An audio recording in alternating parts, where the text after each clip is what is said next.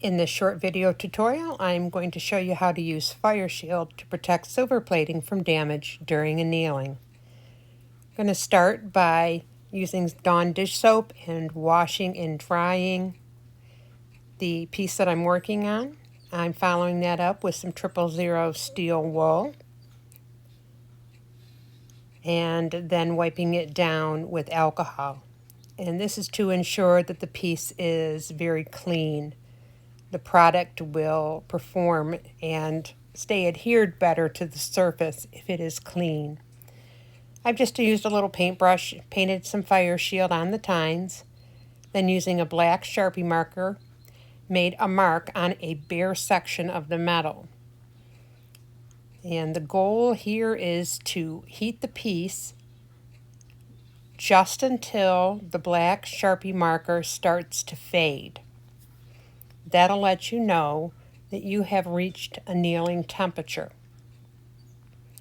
I'm using a bushy flame on an air acetylene torch.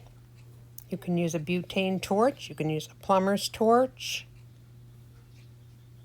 The little mini torches aren't really sufficient for annealing because they really just don't get hot enough. So you can see the mark is starting to fade, and you can almost see a glow of the metal as the metal reaches temperature. And in order to draw the heat out quickly, I place it on a steel bench block. That draws the heat out quite quickly. And rinsing it just in some plain tap water.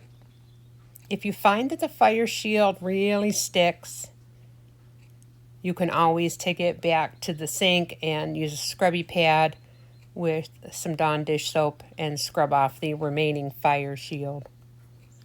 Make sure you get in between all the tines so you can remove all of the product. Again, following it up with some 000 steel wool. Buffing that nice and clean.